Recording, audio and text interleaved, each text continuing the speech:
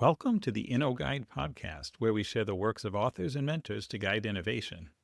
In episode number 22, we share part 2 of Whiplash, How to Survive Our Faster Future, by Joey Ito and Jeff Howe.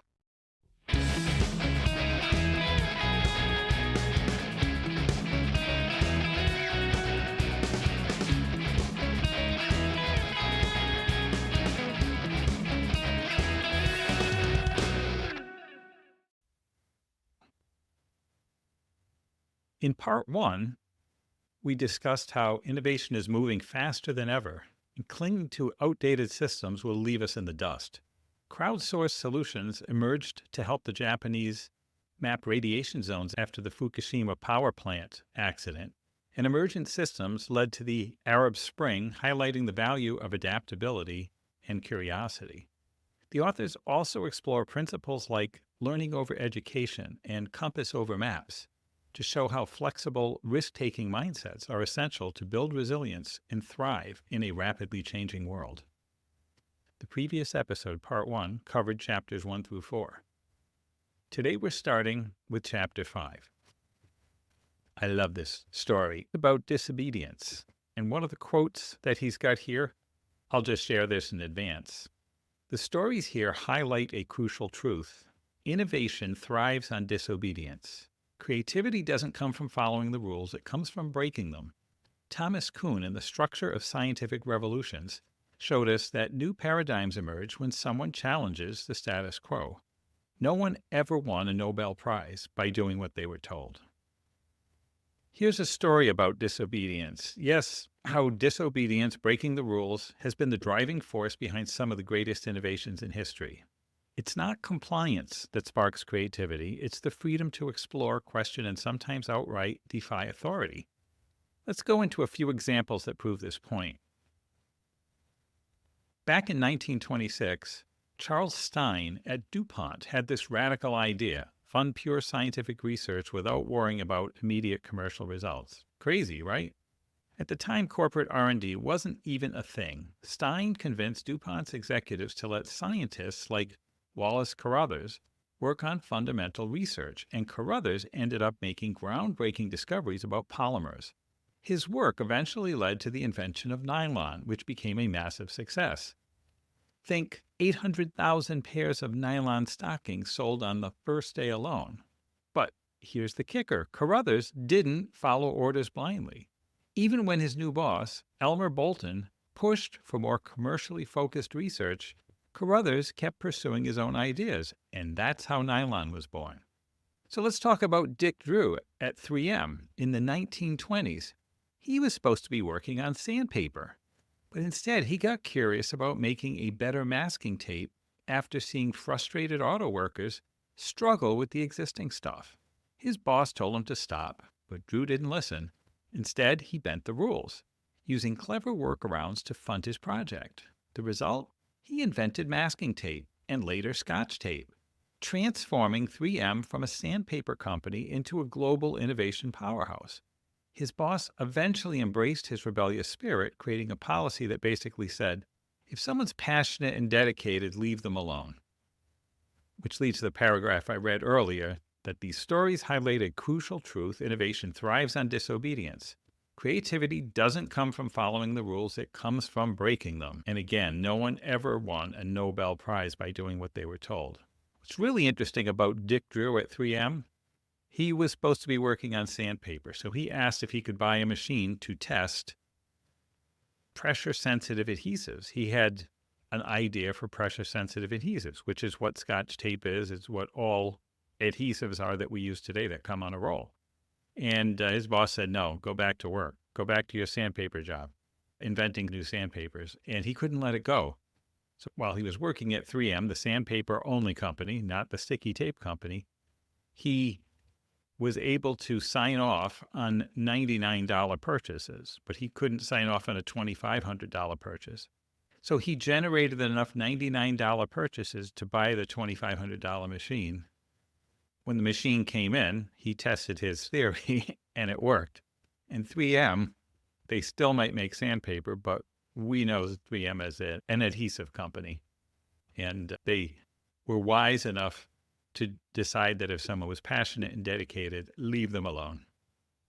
So this principle isn't about science or business, it's a mindset. Take the internet, for example. The pioneers who built it didn't have business plans or ask for permission. They just did what needed to be done. Same goes for Silicon Valley, a hub of permissionless innovation, where breaking the rules is practically a job requirement.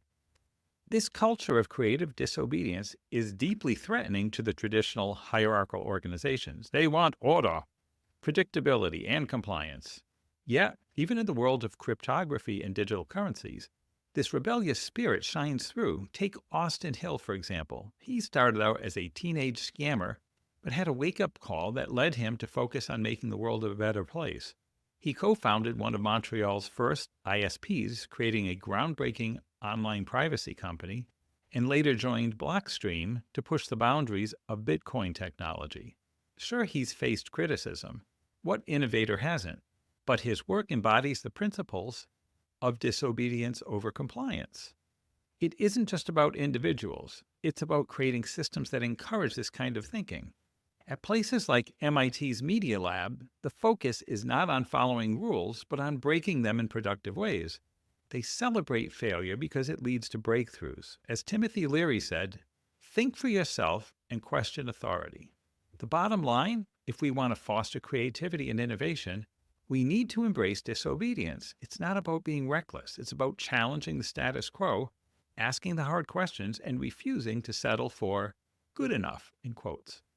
That's how we move forward, whether we're inventing nylon, building the internet, or tackling the challenges of the future. P.S. Disobedience with a conscience. Disobedience is not just about breaking rules for the sake of it. It's about questioning the rules, challenging the status quo, and sometimes, when necessary, refusing to comply in order to make things better. Yes, disobedience can sound like a scary word, especially in a place like MIT, where order and compliance are often the default. But let me explain why I think it's so important. One day I was meeting with Mark DiVincenzo, MIT's general counsel, and he noticed one of the Media Lab's principles displayed on the screen. Disobedience over compliance? He raised an eyebrow, and I could tell he was thinking, what is this guy promoting? So I explained it to him. I started with one of my favorite lines. You don't win a Nobel Prize by doing as you're told. And it's true. Think about it. Civil disobedience was at the heart of the American civil rights movement. Gandhi's peaceful disobedience helped India gain independence. Even the Boston Tea Party, which we celebrate here in New England, was an act of defiance. But here's the tricky part. There's a fine line between disobedience that helps society and disobedience that doesn't. Sometimes it's only obvious in hindsight. I'm not saying that people should break the law just for fun or rebel for the sake of rebelling. What I'm saying, though, is that we need to go back to first principles and ask ourselves, are these laws fair? Are these rules fair? Should we question them? The problem is society and most institutions tend to lean toward order. They want to avoid chaos, which is understandable, but in doing so, they often stifle creativity, flexibility, and the kind of productive change that keeps society healthy and sustainable. This happens everywhere, in academia, in corporations and governments, even in our communities. At the Media Lab, we've built what I like to call a disobedience-robust culture. Disobedience robust is in quotes. What does that mean? It means we have created an environment where disobedience and disagreement are not only tolerated, but encouraged, so long as they're healthy, creative, and respectful. I believe this is the kind of culture essential for any democracy or open society that wants to keep innovating and self-correcting. In fact, in July 2016, we hosted a conference at the Media Lab called Forbidden Research. It was exactly what it sounds like, a space to discuss the kinds of topics that make people uncomfortable but are crucial to explore. We talked about things like end-to-end encryption that government can't crack, the societal implications of robot sex, and the release of genetically modified organisms into the wild using gene drive technology. We even discussed extreme geoengineering ideas like throwing diamond dust into the stratosphere to cool the planet. And get this, we had Edward Snowden video conference in to talk about protecting journalists in war zones. We also invited Alexandra Elkaban, the creator of Sci-Hub, the controversial website that gives free access to almost every academic paper online, to the fury of the academic publishers, Oh, and we even had a public talk about one of MIT's famous campus hacks, like the time students put a fire truck on top of the MIT dome in the middle of the night.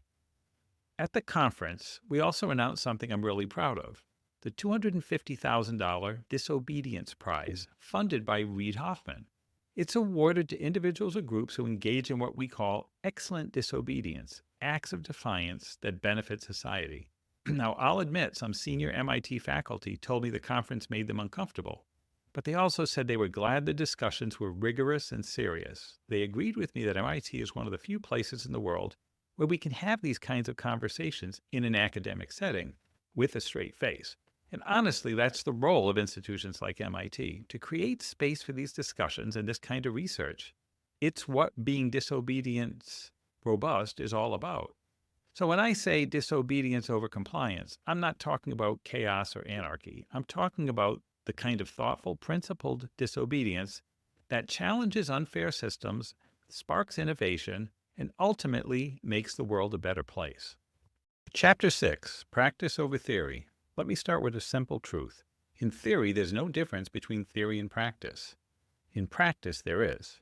That's a quote from Yogi Berra, and it perfectly captures what I want to talk about. Why practice matters more than theory, especially in a world that's changing faster than ever. Take Quest to Learn, a public school in New York City. It's doing something radically different. Instead of traditional classes like science or English, they have courses like The Way Things Work and Code Worlds. Instead of units, they have quests and missions that culminate in a boss level, just like video games.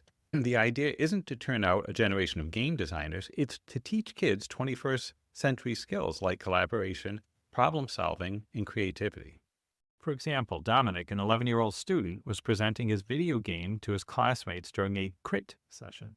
His peers gave him feedback, some of it constructive, some of it critical, and he had to respond thoughtfully. It was like watching kids perform a very adult exercise in collaboration and communication. And that's the point. The school's co-director, Arana Shapiro, is that they designed the curriculum based on what universities and companies said graduates were missing: the ability to work together effectively. Now, Quest to Learn still has to deal with standardized testing, and their scores are just above average. But they've been dominating the Math Olympiad for years because their students are so used to collaborating in class that it comes naturally to them in competitions. That's the power of practice over theory. This idea, emphasizing doing over planning, has become essential in today's fast-paced world. In the past, when change was slower, careful planning was critical to avoid costly mistakes. But now the cost of trying something and failing has dropped dramatically, especially in fields like software development or marketing. Failure isn't a disaster anymore. It's a learning opportunity. Take agile software development.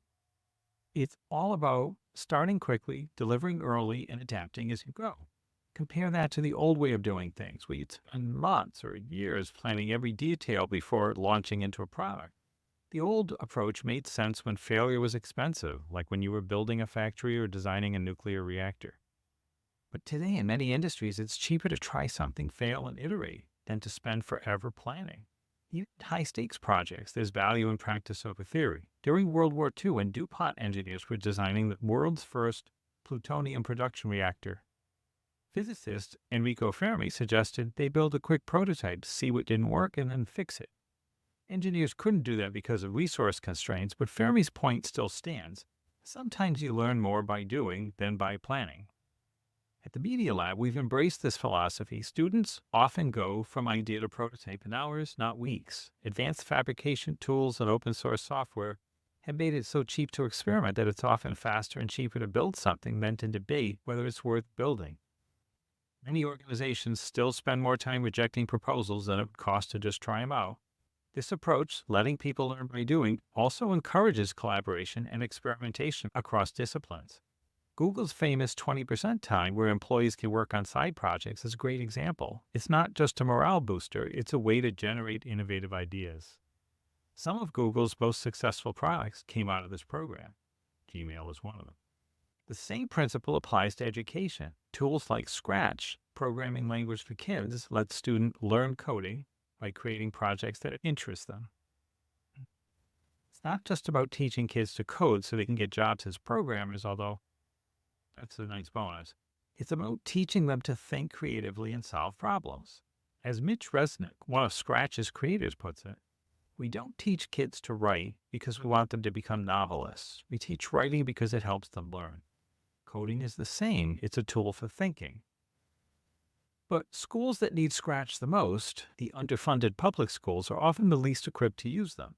Meanwhile, wealthy private schools are integrating robotics and programming into their curriculums, widening the achievement gap. As James D., an educator and game designer, says, we're at risk of creating two school systems, one for the rich, focused on problem solving and innovation, one for the poor, focused on rote learning and test prep.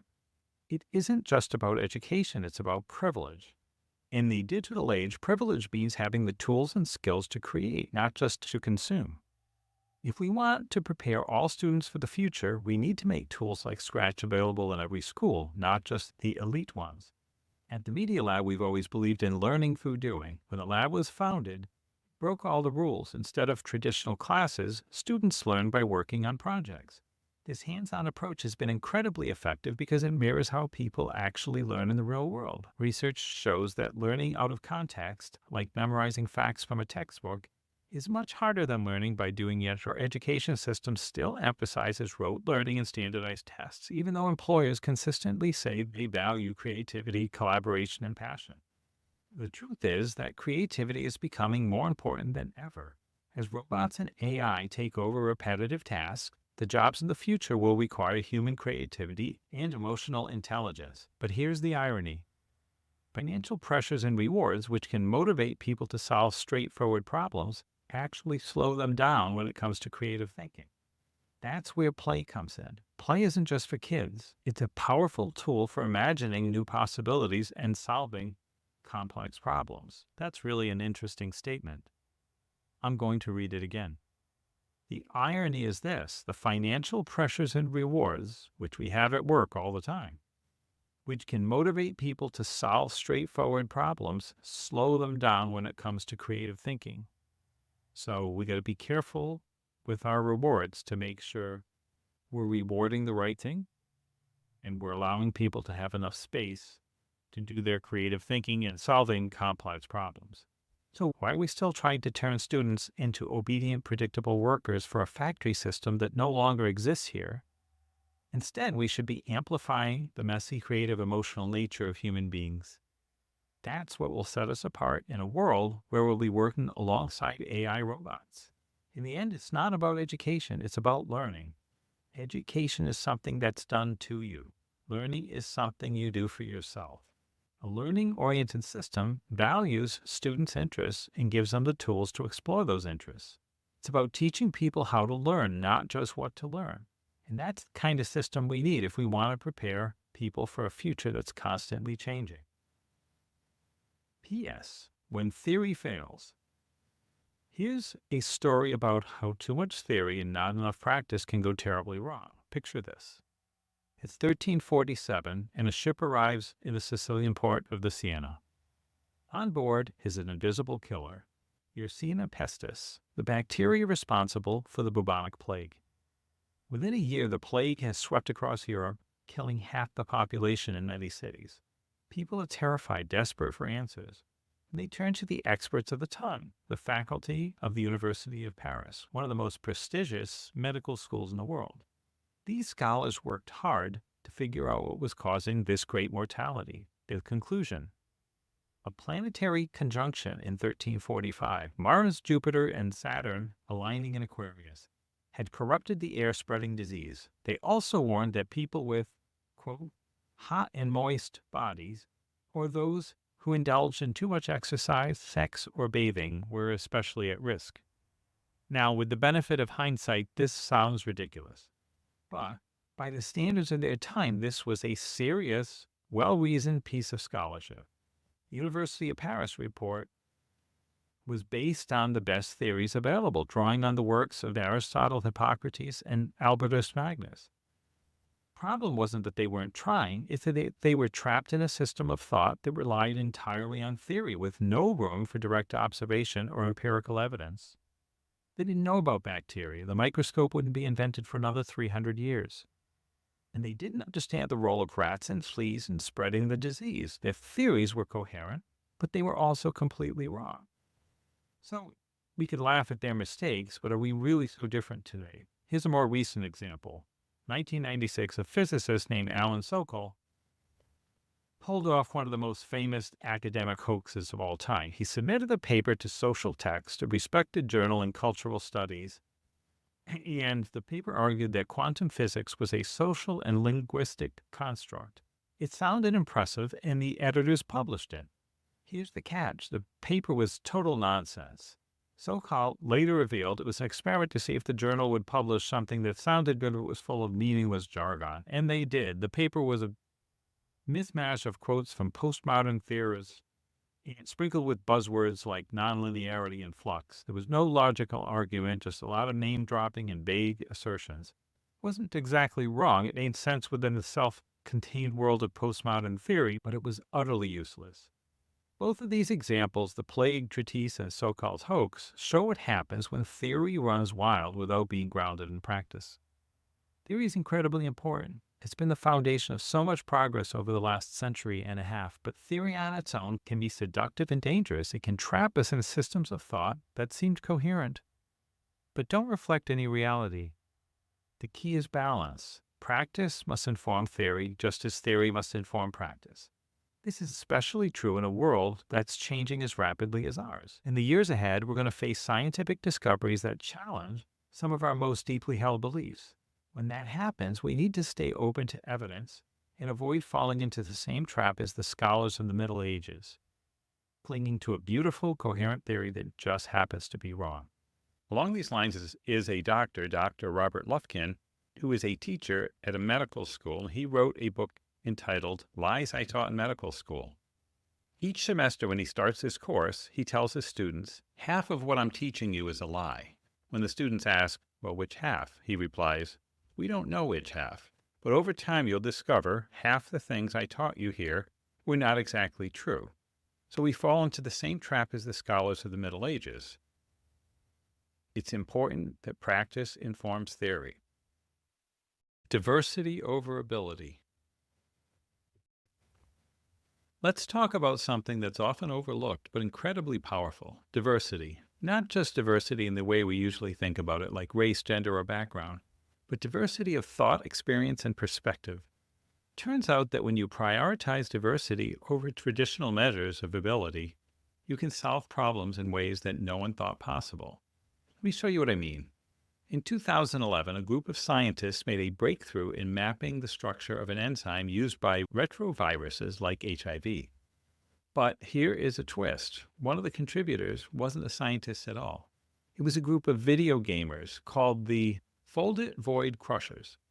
Fold-It is a game created by researchers at the University of Washington that lets players solve puzzles related to protein folding. These gamers, some of them middle schoolers with no scientific background, managed to solve a problem in 3 weeks that had stumped microbiologists and computers for over a decade. Think about that. A group of gamers, not PhDs, cracked the code.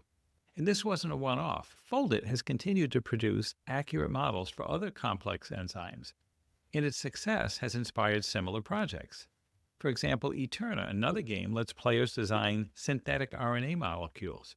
The tagline, solve puzzles, invent medicine. The best designs from Eterna are actually synthesized at Stanford. These projects are revolutionizing how we approach problems in science and medicine, but they're also teaching us something bigger. The best people suited for a task aren't always the ones with the fanciest degrees or the most traditional qualifications. Take Fold-It, for example. Zoran Popovic, one of its creators, points out that biochemists, while brilliant, aren't necessarily the best at the specific kind of spatial reasoning required for protein folding. Some gamers, on the other hand, have an almost superhuman ability to recognize patterns. Others, like grandmothers without a high school education, excel at helping people approach problems in new ways. Who would have thought that uneducated grandmothers could outperform experts in a field like biochemistry? But that's the power of diversity. It brings unexpected strengths to the table. This idea isn't just limited to science. Crowdsourcing, a term coined in 2006, has become a game changer across industries. Companies like NASA, Lego, and Samsung have embraced it. breaking down the traditional barriers between producers and consumers. Crowdsourcing works because it taps into the natural diversity of large groups. It's not about finding the best person for the job. It's about creating a system where the best ideas can emerge no matter where they come from. History is full of examples like this. In 1714, the English Parliament offered a prize to anyone who could solve the problem of determining longitude. The winner wasn't a scientist, but a self-taught clockmaker named John Harrison. And today, platforms like InnoCentive are proving that this approach still works. InnoCentive posts tough scientific problems online, and anyone can submit a solution. Some of the most successful solvers aren't experts in the field. They're outsiders who bring in fresh perspectives. In fact, research shows that the further someone is from the field of the problem, the more likely they are to solve it. What's interesting is who solves the problem and how. According to research out of Harvard Business School, there's a positive correlation between successful solutions and what the researcher Karam Lakhani calls distance from the field. In plain language, the less exposed a given solver is to the discipline in which the problem resides, the more likely he or she is to solve it. Why is this? Well, because experts often share the same training biases and blind spots, while outsiders see things differently. This isn't to say that ability doesn't matter. It does. But when you rely solely on ability, you get diminishing returns. Diversity, on the other hand, brings new ideas, new approaches, and new ways of thinking. And in a world where problems are becoming more complex, diversity isn't just a nice to have, it's a necessity. But let's be honest, achieving diversity isn't easy. It's not just about hiring more women or people of color. It's about creating systems that value different perspectives and experiences. For example, the Media Lab at MIT has struggled with diversity like many institutions. A few years ago, only 6% of its applicants were from underrepresented minorities, and women made up a small fraction of the student body. But by taking proactive steps like pairing prospective students with mentors and introducing them to the lab's culture, they started to turn things around. Today, women make up 43% of the master's students and 53% of the PhD students at the lab. It's not perfect, but it's progress. And diversity doesn't just make institutions more inclusive, it makes them better. Studies show that teams with greater gender parity, for example, outperform those with less. At the Media Lab, the increased diversity has made the lab a more interesting and dynamic place with a wider range of possibilities for research and collaboration. It's a win for everyone. But diversity isn't just about improving organizations, it's about addressing systemic injustices. Take the staggering statistic that 1.5 million Black men are missing from American society.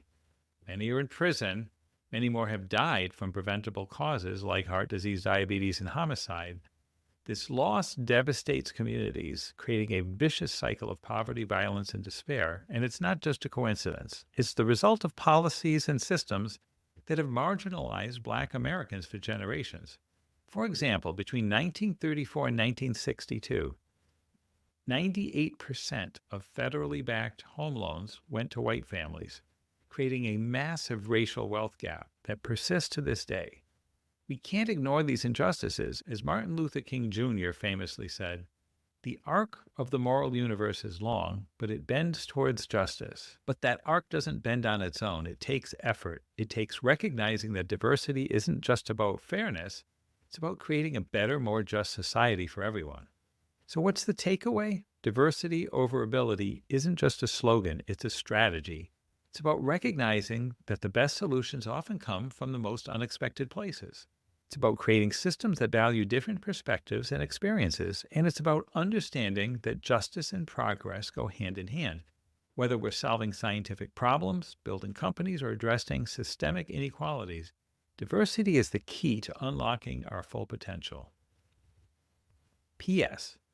The difference makes. Back in 2007-2008, I was deep into writing a book about crowdsourcing. The stories I found were fascinating. There were all these ambitious, if sometimes poorly thought out, startups popping up after Wired published my original article on the topic. But while there were plenty of examples to write about, there wasn't much serious research on why crowdsourcing worked or why it sometimes didn't. That's when I stumbled across Scott E. Page's work on diversity, and it was a game changer for me. Diversity wasn't just some checkbox on an HR presentation, it was a strategy, a smart one. Page and other researchers were showing that diversity wasn't just good for optics, it actually made organizations better at solving problems. And this wasn't just theoretical, it was especially relevant in the wake of the 2008 financial crisis, when industries were struggling to recover. Some, like construction, were bound to bounce back eventually. People always need houses. But journalism? Journalism was in trouble even before the recession hit. The industry was facing both cyclical challenges, the ups and downs of the economy, and secular ones, long-term structural problems. In other words, journalism needed innovation and fast, and who better to tackle big complex problems than a diverse group of thinkers? But here's the kicker. By the time the recession hit, journalism had already failed to build that diverse workforce. The high watermark for diversity in newsrooms was back in 2006, when less than 14% of journalists were racial or ethnic minorities. Compare that to 37% of the U.S. population at the time. And when the recession came, diversity took a huge hit. But the old last hired, first fired rule meant that the very people brought in to diversify newsrooms were the first to go when the budgets were slashed. The result, minority communities who were already more likely to consume news online were left even more underrepresented in the media. And it's not just a journalism problem anymore. With the rise of digital news and organizations like the Online News Association, the issue has gotten worse. We're now dealing with the historical lack of diversity in media and the overwhelmingly white male culture of Silicon Valley. It's a double whammy. When times were good, the industry made some effort to recruit women and minorities, but it was always at the end of the pipeline, hiring people who had already made it through. We didn't think enough about the beginning of the pipeline, about how to get more diverse talent into the field in the first place. And that, I think, is where we failed the most, not just morally, but in terms of imagination. If we want to fix this, we need to go to the source. We need to recruit at the headwaters of the pipeline. That's why I'm so inspired by programs like One Goal in Chicago, which focuses on getting kids to graduate college, period. At Northeastern University, where I teach, we're working on a similar idea for our media innovation program. The vision is to create a mentorship program in a neighborhood like Dudley Square, a predominantly African-American area near the university. The idea is to launch an 8-year mentorship program in nonfiction storytelling, whether that's documentary video, investigative reporting, podcasts, even comic book journalism. We'd start with the middle schoolers and guide them all the way through. If it works, the program would have 3 parts. First, Northeastern's undergrad and grad students. Second, our journalism faculty with a fellowship program to bring in professionals to teach for a semester or 2. And third, the mentorship program in Dudley Square. It's ambitious, sure, but imagine the impact. Kids who might never have considered journalism could get hands-on experience and a real mentorship in storytelling. Of course, in an ideal world, big media companies like Gannett or Advance would have started programs like this back when they were still making money hand over fist. But now it's probably going to take someone like Google to step up. And honestly, they should. Google makes plenty of money off the content we create, and both Silicon Valley and American newsrooms would benefit from a more diverse, more experienced pipeline of talent, whether that's coders or journalists. It's a moonshot, I know, but it's one worth taking. Chapter 8, Resilience over Strength. I love this story. It's about the founding of YouTube. So this story about resilience versus strength. You've probably heard the old fable about the reed and the oak tree. When a hurricane hits, the mighty oak, strong and rigid, snaps under pressure, while the flexible reed bends with the wind and survives. The lesson? Sometimes trying too hard to resist failure guarantees it. And this idea, resilience over strength, is something we can apply to everything from business to cybersecurity. For a long time, big companies acted like the oak tree. They built themselves up with rigid hierarchies, stockpiled resources, and created detailed 5-year plans to shield them from chaos. They valued safety over risk, authority over adaptability, and maps over compasses. But then came the internet age, and software companies flipped the script. They couldn't afford to play it safe because their field was changing too fast. Instead, they embraced failure as part of the process. They kept their costs low, took risks, and learned from their mistakes. Take YouTube, for example. Did you know it started as a video dating site called Tune In Hook Up? It flopped. But the founders, Chad Hurley, Steve Chen, and Jawed Karim, realized that the internet didn't need another dating site. What it needed was an easy way to share videos. Inspired by events like Janet Jackson's infamous Super Bowl wardrobe malfunction and the Indian Ocean tsunami, they pivoted. They launched YouTube in 2005, and by 2006, they sold it to Google for $1.7 billion. They didn't start with strength, no business plan, no patents, no outside funding, but that lack of rigidity allowed them to adapt and succeed. The idea of resilience isn't just for startups. Even established organizations can benefit from it. Look at PSINet Japan, the first commercial internet service provider in Japan.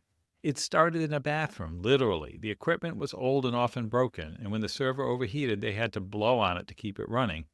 But because their costs were so low, they could recover from failures and scale up quickly. Compare that to their parent company in Virginia, which overextended itself and went bankrupt. PSINet Japan survived because it stayed flexible. Here's the thing. Resilience isn't just about bouncing back from failure. It's about learning from it. Think of it like an immune system. When your body fights off an infection, it gets stronger by developing defenses against future attacks. The internet works the same way. It wasn't built to anticipate every possible failure or attack. Instead, it adapts and improves as new threats emerge.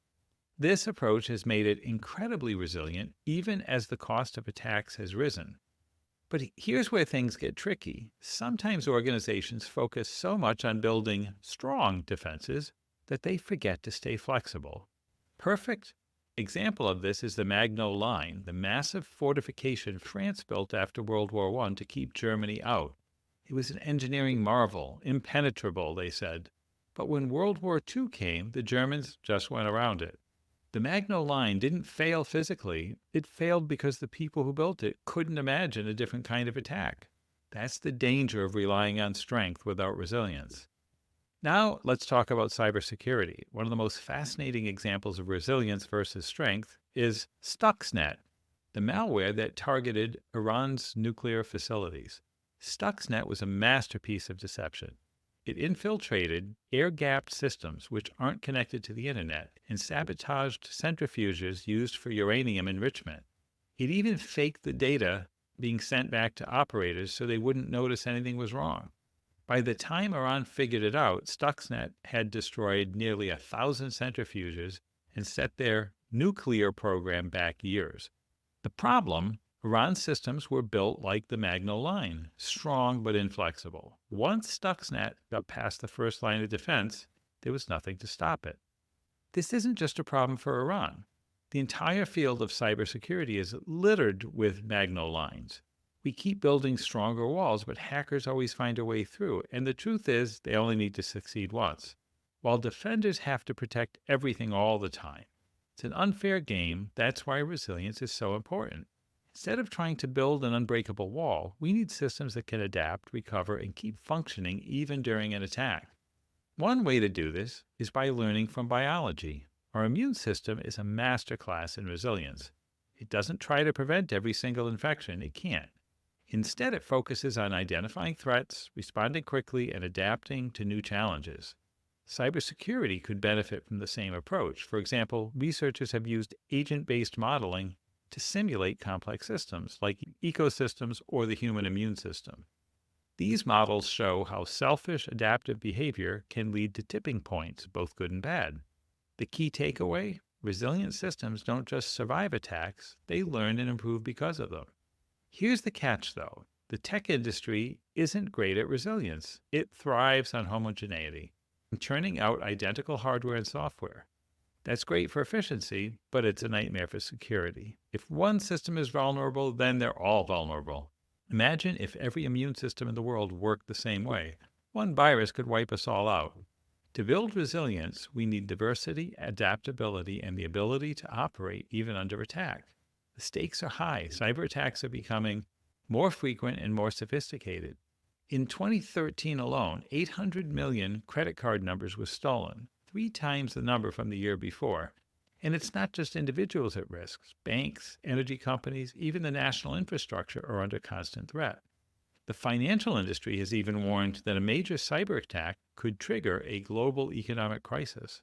The problem is our defenses can't keep up with the speed and adaptability of attackers. So what's the solution? We need to stop thinking of cybersecurity as just a technical problem. It's also a social and political issue.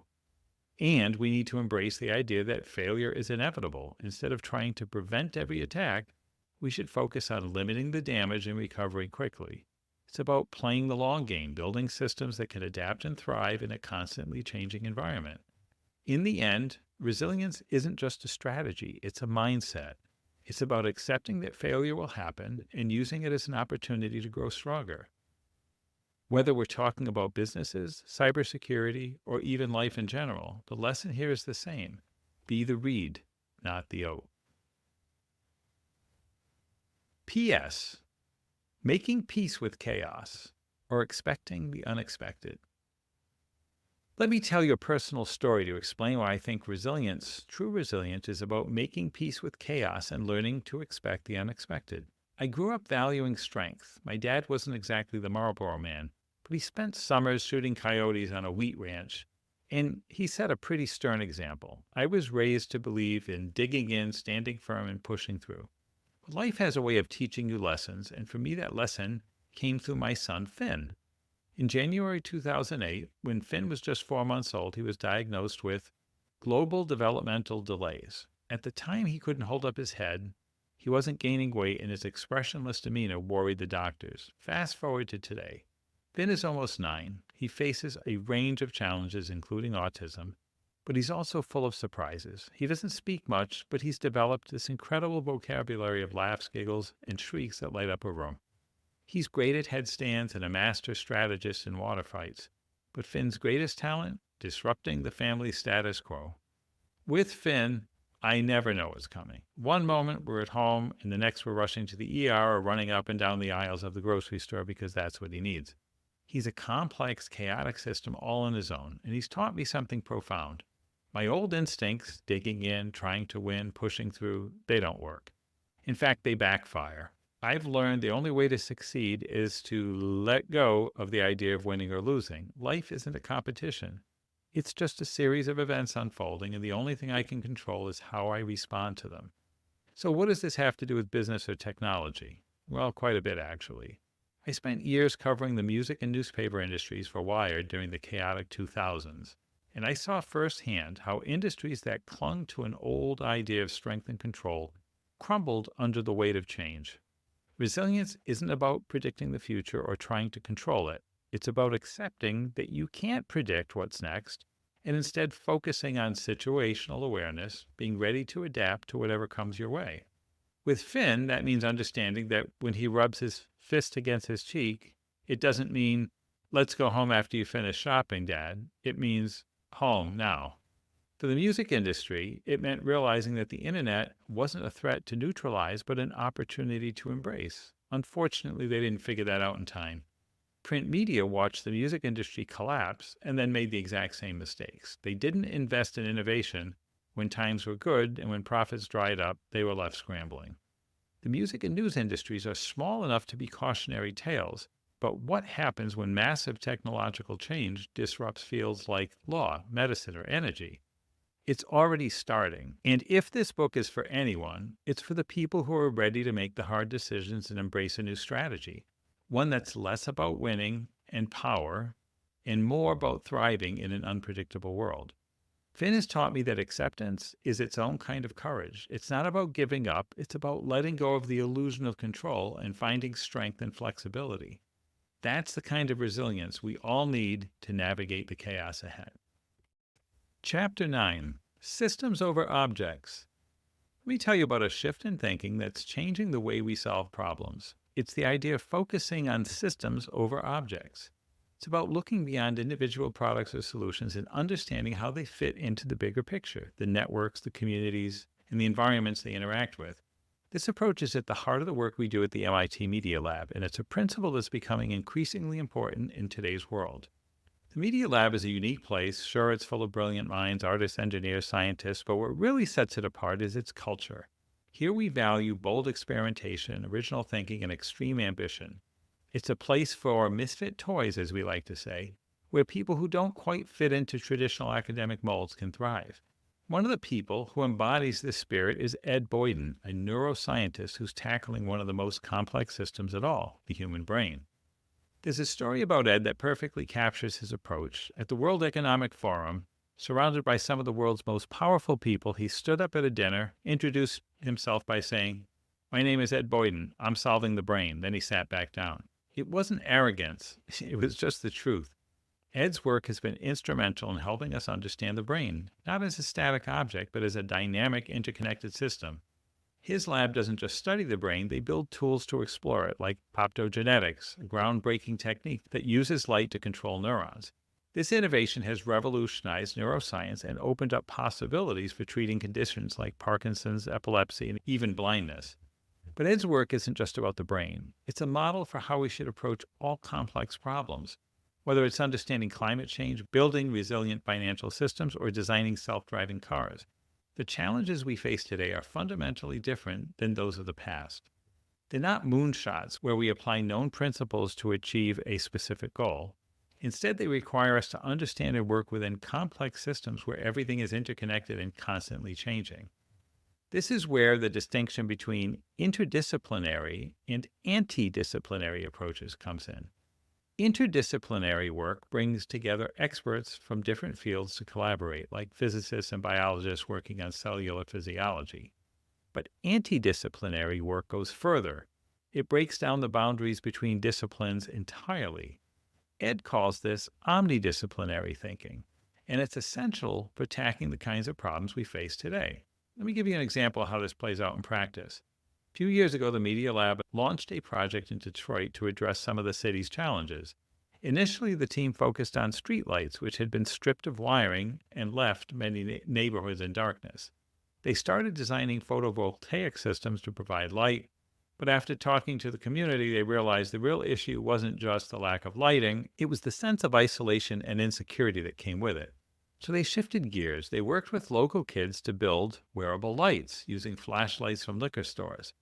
The kids learned to solder and came up with their own designs, creating a solution that was deeply embedded in their community's needs. This wasn't about designing an object. It was about creating a system that empowered people and strengthened their connections. This systems over objects approach is about more than just solving problems. It's about solving them responsibly. It's not enough to create something that works. We have to consider its impact on the larger network of people, community, and environments it touches. This is a lesson we've learned from past innovations.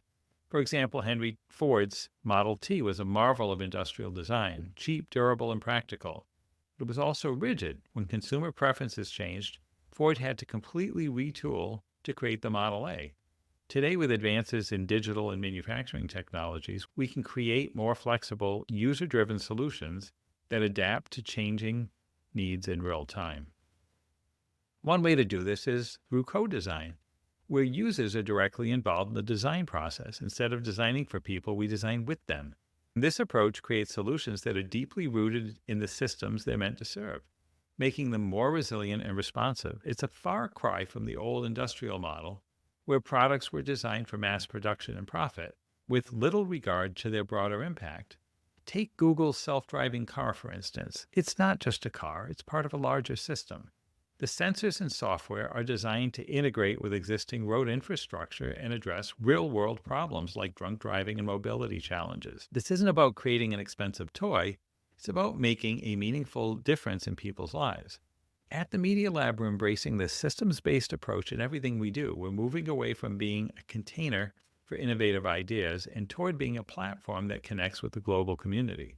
Programs like the Director's Fellows are building networks of people from diverse backgrounds, chess grandmasters, Buddhist monks, activists in Libya and Detroit, who bring new perspectives and ideas to the table.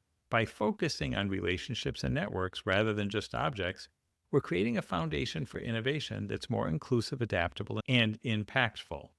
The challenges of the 21st century demand this kind of thinking. We can't afford to focus solely on individual objects or solutions without considering their systemic effects.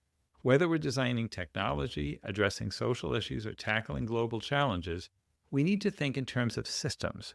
By doing so, we can create innovations that not only solve problems, but also strengthen the networks and communities they're part of. In the end, it's about recognizing that every object exists within a larger system, and if we want to create meaningful, lasting change, we have to design for the system, not just the object. P.S. Working in the white space. Let me tell you about the idea of working in the white space. It's a concept that's central to how we approach things at the Media Lab, and it's about breaking free from the rigid boundaries of the traditional academic disciplines. In 2016, we launched the Journal of Design and Science with the MIT Press to explore this very idea, how design and science intersect, influence each other, and evolve together. The goal was to create a space for rigorous yet flexible thinking in the Media Lab's signature anti-disciplinary style. Here's how I like to think about it. Imagine a giant piece of paper that represents all of science. The disciplines, biology, physics, chemistry, and so on, are little black dots scattered across the page. But what about the vast white space between those white dots? That's where the anti-disciplinary work happens. It's where the most interesting and innovative ideas often emerge, but it's also the hardest space to work in, because funding, tenure, and academic prestige are all tied to the black dots. If you're not anchored to a specific discipline, it's risky and hard to get support. The problem is many of today's most pressing challenges, what we call the wicked problems, can't be solved by sticking to one discipline. Take the human body, for example. It's incredibly complex, and understanding it requires a collaborative one-science approach.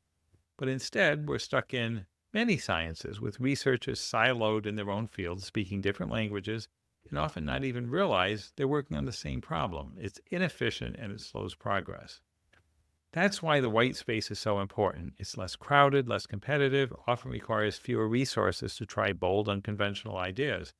And thanks to the internet and the decreasing cost of computing, prototyping, and manufacturing, it's easier than ever to experiment in this space. The potential for impact is huge because it's where connections between disciplines, connections that no one's made before, can unlock entirely new ways of thinking. Now let's talk about design. Design is what I call a suitcase word. It's so broad it can mean almost anything, but at its core, design has evolved. It's no longer just about creating objects, whether physical or digital. It's about designing systems, and more recently, designing complex adaptive systems. This shift changes the role of the designer. Designers are no longer central planners who control every detail. Instead, they're participants in the systems they're designing, working within them rather than dictating outcomes. It's a fundamental change that requires a new set of values.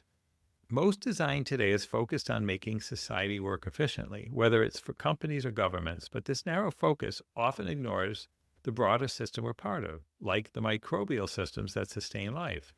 These underrepresented systems have suffered as a result, and they present some of the biggest challenges for designers today. At MIT, we're trying to address this. Faculty members such as Neri Oxman and Meijin Yu teach a course called Design Across Scales, where they explore design at every level, from the microbial to the astrophysical. The idea is, while we can't predict the outcomes of complex systems, we can understand and take responsibility for our interventions.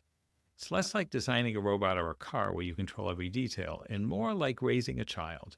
You influence their development, but you can't control who they become. A great example of this kind of design is the work of Kevin Esvelt, a Media Lab professor who calls himself an evolutionary sculptor. He's using CRISPR gene editing technology to tackle diseases like malaria and Lyme disease. The idea is to edit the genes of organisms like mosquitoes or rodents so they're resistant to the pathogens that spread the disease. With a technique called gene drive, these edits are passed down to all future generations, potentially eliminating these diseases entirely. But Kevin's focus isn't just on the gene editing itself, it's on the entire ecosystem. He's thinking about how this intervention affects the biosphere, our health systems, and even society's ability to grapple with the ethical implications of such a powerful tool. This is what I mean by being a participant designer. It's not just about changing the world. It's about changing ourselves in the way we think.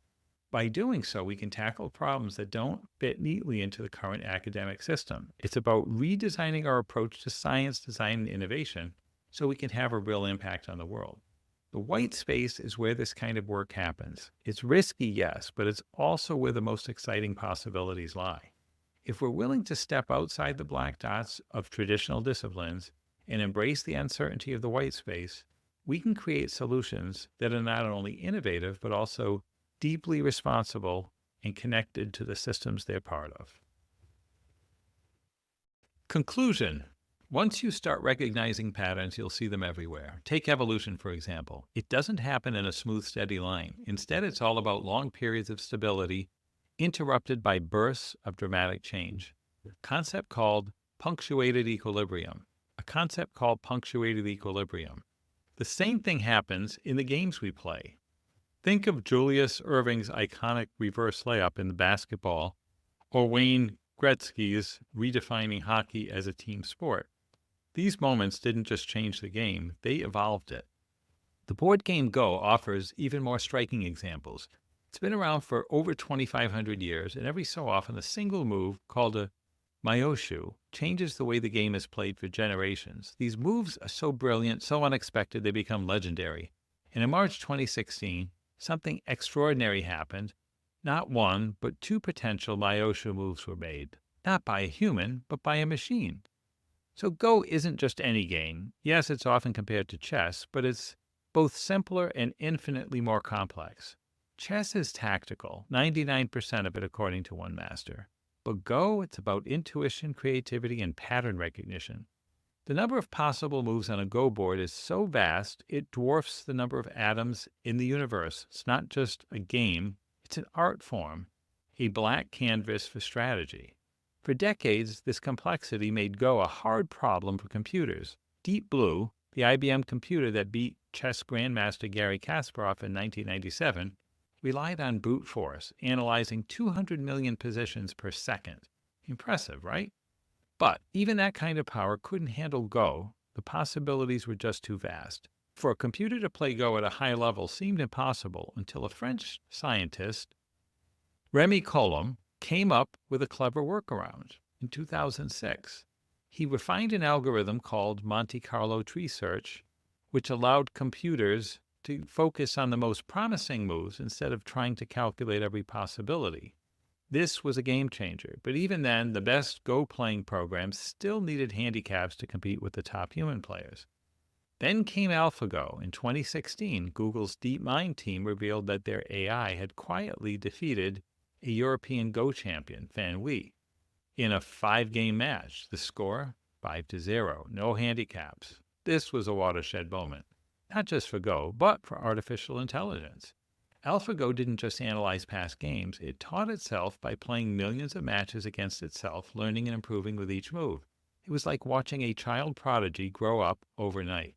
But the real test came in March 2016 when AlphaGo faced Lee Sedol, widely regarded as the greatest living Go player. The world watched as Sedol, representing the pinnacle of human intuition and creativity, went up against a machine. And in the second game, AlphaGo made its now legendary Move 37, a move so unexpected, so brilliant that it stunned everyone. The commentators were speechless. Sedol left the room for 15 minutes to collect himself. This wasn't just a clever play, it was art. Even Fan Wei, who had trained with the AlphaGo, called it beautiful. It was a moment that redefined what we thought machines were capable of. AlphaGo went on to win 4 out of 5 games against Sedol. But here's the twist. Instead of diminishing interest in Go, AlphaGo's victory revitalized it. Millions of people watched the matches online, more than the Super Bowl. Go board sales skyrocketed, clubs doubled in size. Even Sedol himself said the experience renewed his love for the game. AlphaGo didn't kill Go, it breathed new life into it. This story isn't just about Go or AI. It's about what happens when humans and machines collaborate. AlphaGo's success shows us that AI doesn't have to be a threat. It can inspire us, push us to new heights, and even teach us something about ourselves. The Go community embraced AlphaGo, even giving it an honorary rank of 9th Dan, the highest level in the game. This partnership between humans and machines hints at a future where we will work together, augmenting each other's intelligence.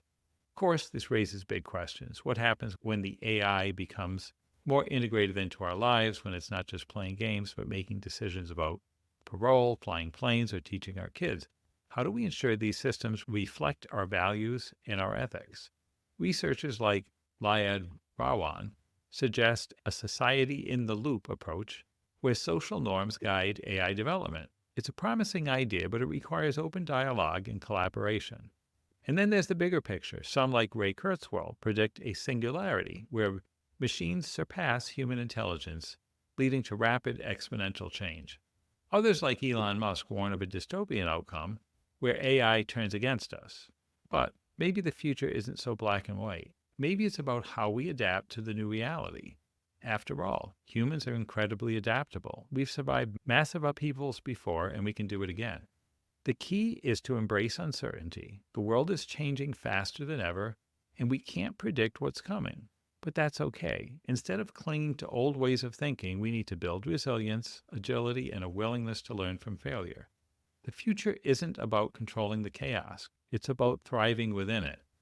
So what's the takeaway? We're standing at a pivotal moment in history. The rise of AI and the rapid pace of technological change, the complexity of our interconnected world, it's all pushing us to evolve, to think differently, to adapt. It's not about fearing the future. It's about preparing for it. And if we can do that, the view from the supersonic jet might just be worth the ride. That's where we'll leave it. Thanks for joining. That's a wrap.